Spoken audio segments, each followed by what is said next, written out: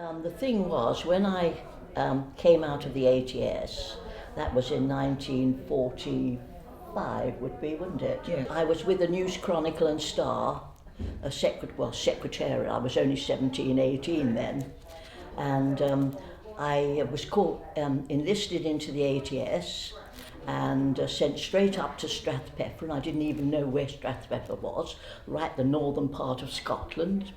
And then from there I was posted to the War Office, and I was at the War Office for the rest of the war, and with the director of the ATS I was what was called a confidential clerk. Then instead of going back to my civilian job, I stayed on as a civilian in the ATS and helped to find accommodation and employment for ATS who were released.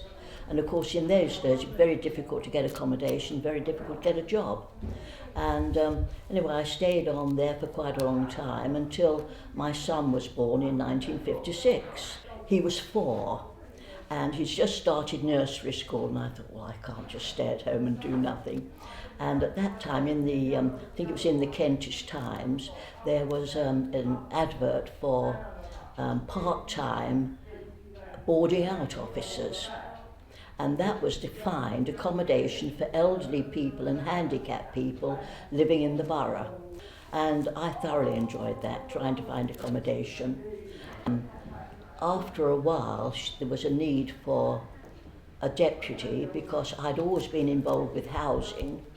And of course then I started, the whole thing was the Council Voluntary Service was to join organisations together to prevent overlapping and to make sure that at one time, you see, with housing, as soon as there was a little bit of space in the borough, all the housing associations, there were 39 of them, chased for that little bit of accommodation.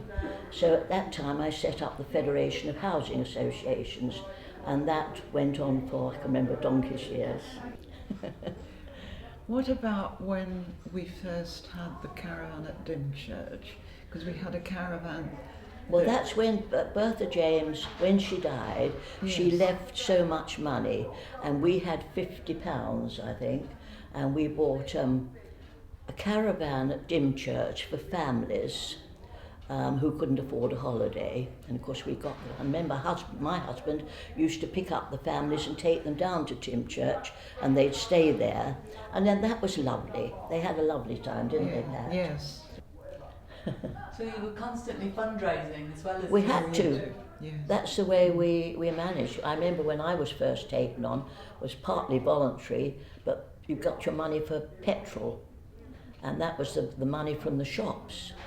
So we always had to raise money until we got really established, and then we managed to get a bit more money, so that the staff were properly qualified. And So there must have been a real feeling that you could make a change to Bromley.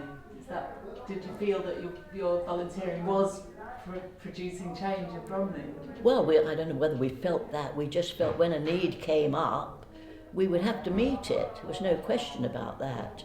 And then there was such a lovely old lady. Her son was ill in New Zealand, and she wanted the money to go out there. And we tried to get enough money for this, and we were a bit short in the end of about £50 for the money. And Pat and I were working late one evening, and we were just thinking, well, we'd have to find this £50, because £50 in those days was a heck of a lot of money. And we were just leaving the office, and it was quite late-ish one evening, and Monsignor Strand, he was the Catholic priest, because Pat was Catholic, and he said, oh, I'm glad I've caught you, I've got £50 for you. And it was, well, to us, it was absolutely wonderful. And the one time we were we were always short of money, and I think somehow the Kentish Times got hold of it, and there was a notice in the paper, and one morning when we went in, there was an envelope in the letterbox, and in it was a gold ring, and it was from an elderly lady to say, it's all I've got, but this is to thank you for all you've done for me. So what do you do now as a volunteer? I'm secretary of Bertha James. I've done that for 40 years, but I have just stood down. Oh. So I'm still on the main committee. I still be involved. I wouldn't leave it now. I enjoy it too much. There's always something going on. And of course we had Jackie Appleton for a long time, as where Jenny is general manager, but now we've got Jenny, and the most wonderful team, 20 members of staff, and there's 18, but they've been here 20 years. They're absolutely brilliant.